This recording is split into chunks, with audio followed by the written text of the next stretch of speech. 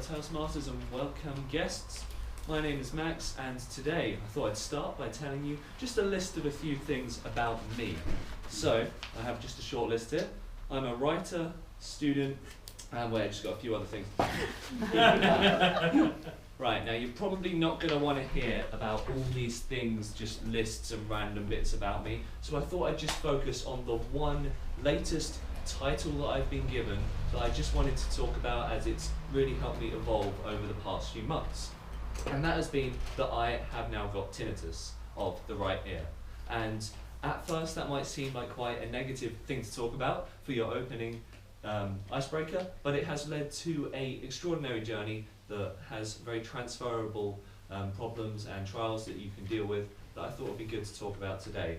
So the first thing I wanted to talk about was how I view tinnitus. I view it similarly to those old Chinese finger traps you may have had as a kid or at school or something, where they're stuck on both ends of your fingers, and as the harder you pull to try and remove them, the tighter it gets, and thus the cycle goes. But if you just take a moment to chill out and relax, they can slip off and you can beat the trap. And that is the way I view tinnitus, because initially, when you're going through those first few stages, struggling with sleep and such, it can really put you down.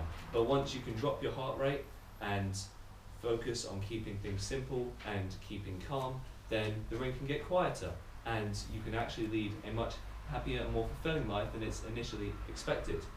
One of the things coming to Toastmasters was I thought I'd initially struggle with a high heart rate, too much adrenaline, too much pumping of blood going on in my body, but from experiencing tinnitus over the last few months and just spending a large amount of time trying to keep my heart rate low, it has made things much easier standing up in front of you guys, and I never even thought those two things would have been able to link.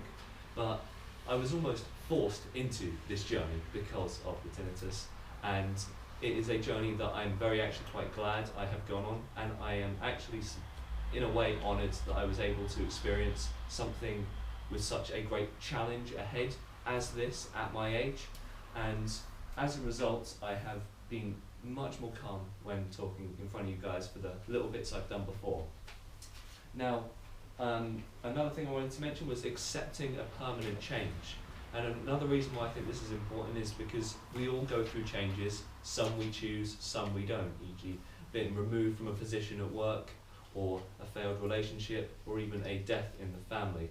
And I've been able to cope with this, cope being completely the wrong word, because it has been more than a process of acceptance, and a process of accepting change and a past version of yourself.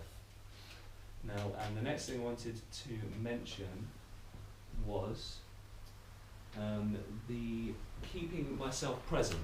Now, I do quite a lot of meditation in my spare time, and I have actually been able to now use this sound as a way of keeping me present and in the moment.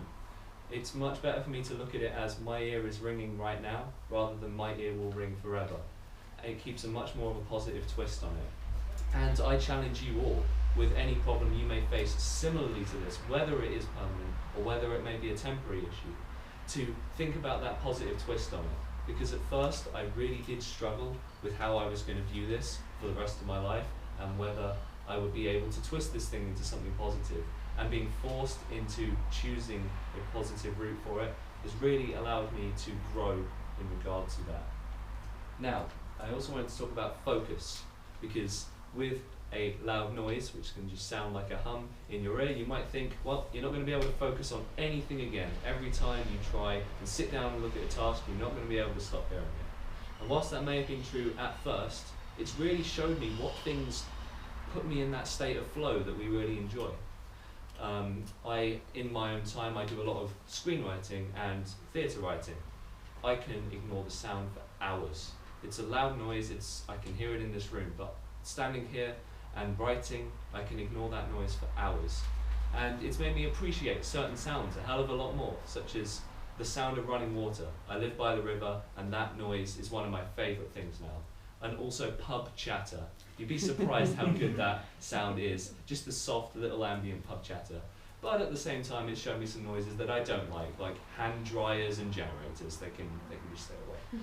But focus has really given me an idea of what puts me in that state of flow. Another thing that's also been greatly helpful is sport.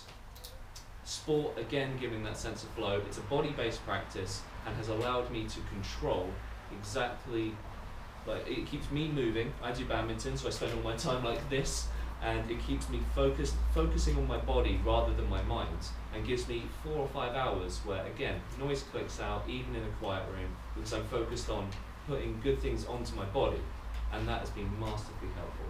Now, the reason I wanted to bring this all back to this terrible list on the floor is because a lot of people, I feel, can get consumed by groups they're in.